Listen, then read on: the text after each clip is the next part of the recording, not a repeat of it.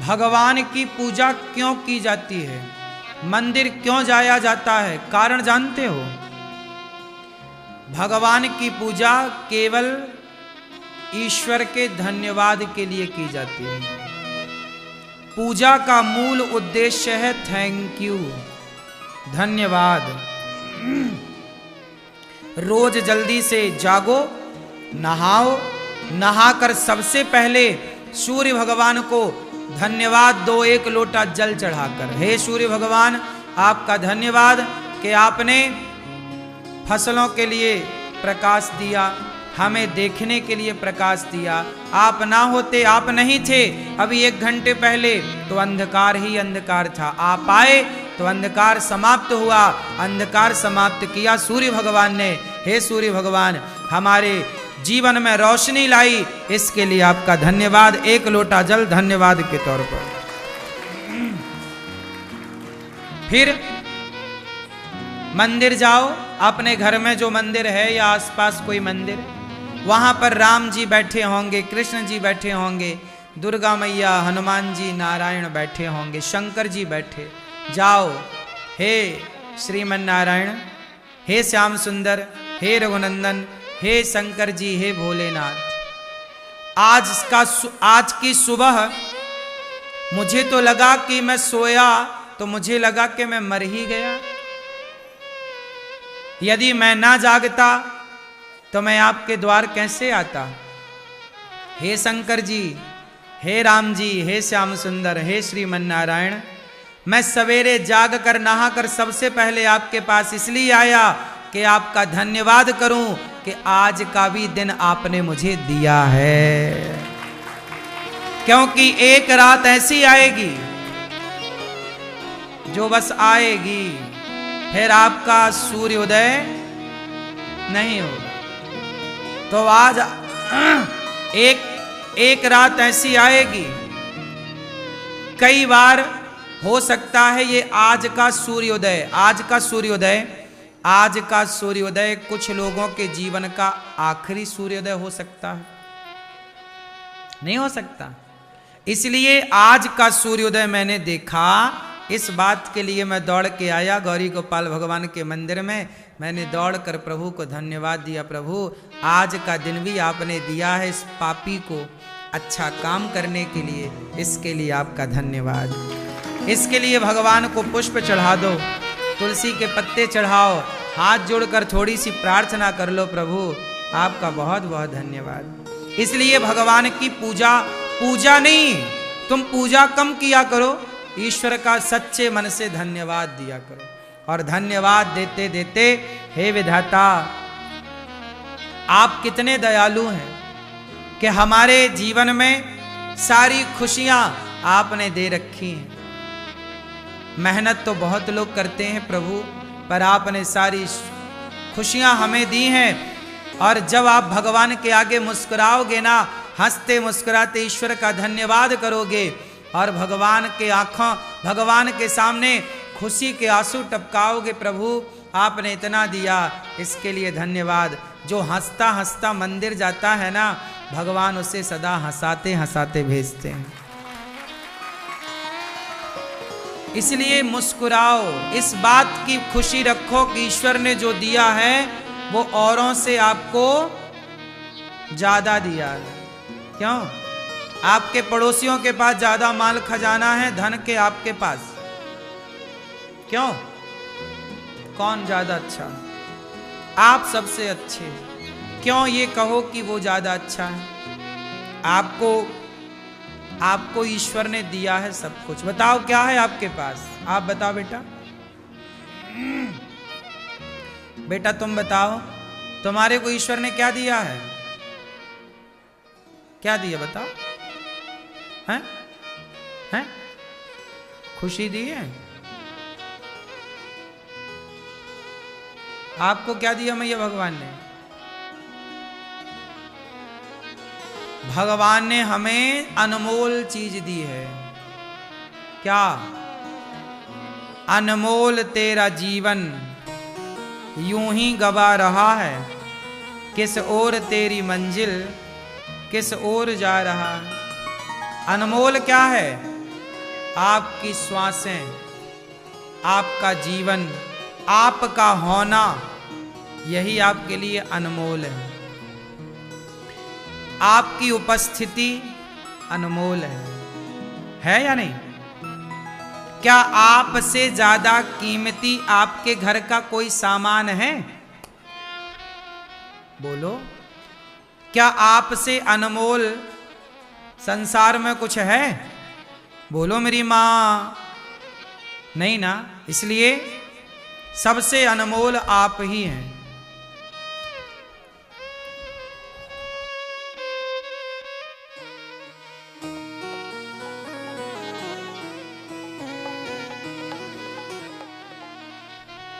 सबसे अनमोल आप ही हैं। आपसे अनमोल कुछ भी नहीं। इसलिए अपनी कीमत जानो। समस्याएं क्या है कि आपने दूसरों को इतना देखा कि दूसरों के देखने में आपने अपने को देखना छोड़ दिया। क्या नहीं है मेरे पास, क्या नहीं है मेरे पास, क्या नहीं है देखने में, क्या है वो देखना भूल गए कि ईश्वर ने दिया क्या है। क्या नहीं है आपके पास, आप यही देखते रहे। अच्छा बताओ, आपके पास क्या है? बोलो मेरी मां,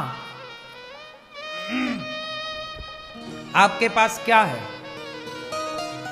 वो क्या है जो सबसे अनमोल है?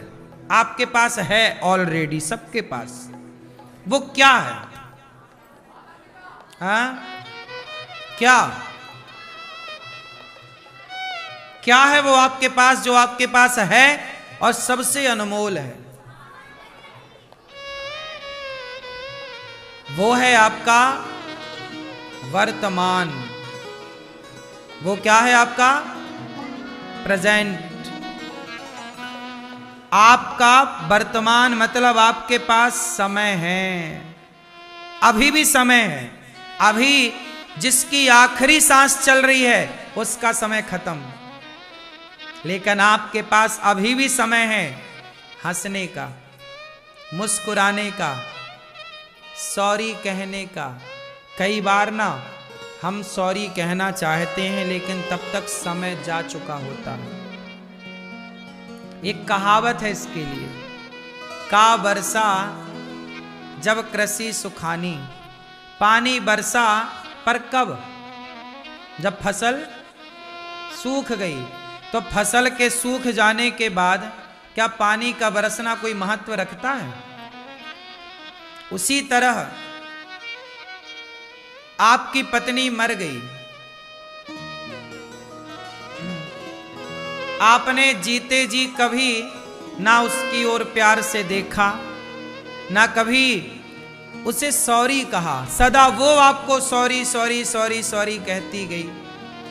कभी तो आपने भी गलती की होगी ना, कभी ना कभी तो आप भी गलत थे, लेकिन उम्मीद करते थे कि तुम ही सॉरी कहो।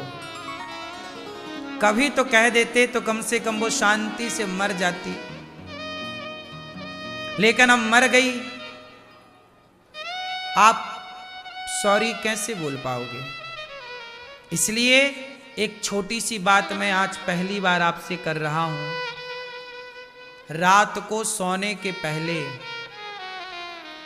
सबको ना एक बार सॉरी जरूर कहिएगा। देखो, मैं कथा सुनाता हूं आपको। मैं इन 3 घंटों में पता नहीं कौन सी ऐसी बात कह दूं जो आपको बुरी लग जाए। मैंने तो नहीं चाहा कि आपको बात बुरी लगे, लेकिन फिर भी सब लोग शब्दों को अपने अपने तरीके से लेते हैं। तो मेरा धर्म है कि मैं 3 घंटे कथा सुनाऊं, तो आखिरी के 1 मिनट के भीतर मैं आप सबसे आज के लिए क्षमा भी मांगूं कि मेरे से कोई अपराध आज बना हो तो मुझे आज, क्योंकि मैं आपसे सॉरी ना बोल पाया और कल ही मैं पूरा हो गया, भगवान के घर चला गया, तो आपसे सॉरी बोलना तो रह ही गया ना। इसलिए क्षमा मांगना सबसे श्रेष्ठ काम है। जो सबसे बड़ा होता है वही क्षमा मांगता है, जो बड़ा नहीं होता वो कभी झुकता वही है जिसमें जान होती है। अकड़ तो मुर्दे की, इसलिए सॉरी कहो, क्षमा मांगो अपनी मां से। मां, मैंने कोई अपराध किया हो तो क्षमा कर दो। पिता से क्षमा, पत्नी से क्षमा, पति से क्षमा, पुत्र से क्षमा। ये नहीं कि नहीं मैं बेटे से क्षमा क्यों मांगू। अरे यही तो विचार का खेल है साहब, यही तो तुम्हारे अभिमान को पिघलाएगा। जब तक तुम क्षमा नहीं मांगते तब तक तुम्हारा घमंड तुम्हारे भीतर रहता, लेकिन जब तुम क्षमा मांगते हो तो तुम्हारा घमंड पानी बन करके बह जाता है, तुम निष्पाप हो जाते हो। आप पापी तब तक हैं जब तक क्षमा नहीं मांगी। राम ने हनुमान जी को भेजा, भैया, ओ मोबाइल वाले भैया, राम जी ने हनुमान जी को भेजा, जाओ रावण से कह देना कि वो क्षमा मांग ले। एक बात बताओ, रावण ने सीता मां को चुराया, गलती की, लेकिन रावण यदि क्षमा मांग लेता तो राम क्षमा कर देते कि नहीं। अंगद जी समझाने गए ना कि अभी भी मौका है, सीता मैया को वापस कर दो और चलो शरण में, राम तुम्हें क्षमा कर देंगे। राम तो तैयार थे क्षमा करने के लिए। तुमने क्षमा मांगी कब? अभिमान था, मैं क्यों झुकूं भाई, मैं क्यों, मैं तो रावण, इतना बड़ा रावण, लंकापति रावण। राम तो बनवासी आदमी है, वो मुझे क्या मारेगा। मैंने इंद्र को हरा दिया युद्ध में, मेरी तो सोने की लंका है। घमंड था रावण को, मुझे कोई हरा नहीं सकता। मेरा बेटा मेघनाथ बड़ा बलवान है, मेरा भाई कुंभकर्ण बड़ा बलवान है, मेरे कुर्सी के नीचे देवता रहते हैं। शनि उल्टा लटके रावण की कुर्सी के नीचे। बोलो हाँ,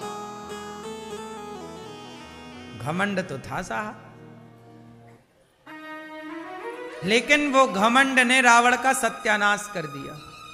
एक बार रावण सॉरी कह देता, एक बार कान पकड़ के हे राम मुझे क्षमा कर दो, इतनी सी लाइन कह देता तो पूरा रामायण बच जाती, पूरा लंका का नाश बच जाता, एक लाइन।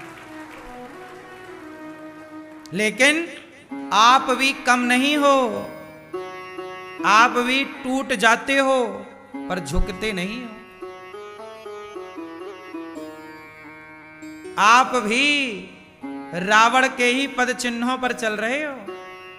तुम अपना लाखों का नुकसान कर लेते हो पर सॉरी नहीं बोलते हो। तुम्हारी भी तो अकड़ है, तुम्हारा भी तो घमंड है। ये इससे बड़ी कोई बेवकूफी नहीं होती।